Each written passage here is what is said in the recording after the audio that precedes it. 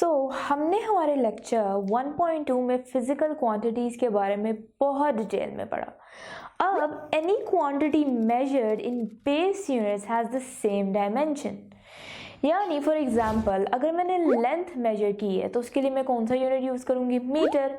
इसी तरह अगर मैंने विड्थ मेजर की है तो उसके लिए भी मैं मीटर यूज़ करूँगी। किसी शेप या डायग्राम का डायामीटर मैंने मेजर करना है, उसके लिए भी मैं मीटर यूज़ करूँगी। और अगर किसी एक प्लैनेट से दूसरे प्लैनेट के दरमियान में जो लाइट ट्रैवल हो रही है उसको मैं मेजर करना चाहूँगी तो उसके लिए भी मैं मीटर ही यूज़ करूँगी।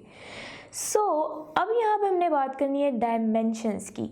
दो स्क्वायर ब्रैकेट्स के दरमियान में जो लेटर होता है वो डायमेंशन होती है किसी भी बेस यूनिट की। अब जैसे कि यहाँ पर मैंने इन सब की जो यूनिट है वो है मीटर, तो मीटर के लिए जो डायमेंशन यूज़ होती है वो है L2 और हर डायमेंशन स्क्वायर ब्रैकेट के दरमियान में लेटर लिखा होता है वही डायमेंशन होती है।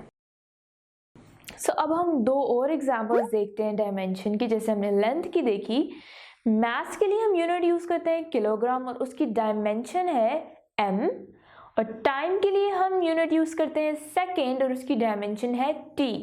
अब सवाल आता है कि हम डायमेंशंस यूज़ क्यों करते हैं? किसी भी फिजिक्स की इक्वेशन में हम उसकी होमोजेनिटी चेक कर सकते हैं। अब होमोजेनिटी क्या है? किसी भी इक्वेशन की जो राइट हैंड साइड डायमेंशंस होती हैं वो लेफ्ट हैंड साइड डायमेंशंस के इक्वल होती हैं। हमें एग्जांपल दी गई है डिस्टेंस की x is equals to 1/2 at square. x जो है यहाँ पे वो है डिस्टेंस, 1/2 जो है वो है कांस्टेंट, a एक्सेलरेशन, t जो है वो है टाइम। हम x की जगह उसकी डायमेंशन लिख देंगे l और कांस्टेंट हम हटा देंगे, a की जगह हम v/t एक्सेलरेशन की जगह, और t की जगह हम उसका डायमेंशन लिख देंगे t स्क्वायर। फिर हम v की जगह, क्योंकि v is equals to t/t distance over time, हम वो लिख देंगे और t एज इट इज नीचे लिख देंगे और आगे डायमेंशन उसकी t स्क्वायर। मैं t को t से मल्टीप्लाई कर दूंगी और मेरे पास आएगा t स्क्वायर, उसके बाद d/t स्क्वायर और आगे उसकी डायमेंशन t स्क्वायर। मैं t स्क्वायर की डायमेंशन लिख दूंगी यानी t, d की डायमेंशन लिख दूंगी यानी l और आगे t स्क्वायर। तो हमारा फाइनल आंसर आया l यानी उसकी डायमेंशन। ये एक होमोजीनियस इक्वेशन है क्योंकि इसकी राइट हैंड साइड की भी डायमेंशन इक्वल है लेफ्ट हैंड साइड की डायमेंशन से।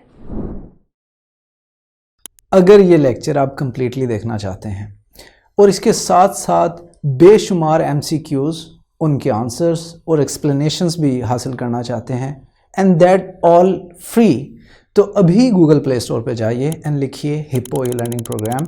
हमारी ऐप डाउनलोड कीजिए, ना सिर्फ इसे खुद यूज़ कीजिए बल्कि अपने दोस्त एंड क्लास फेलोज़ को भी रेकमेंड कीजिए।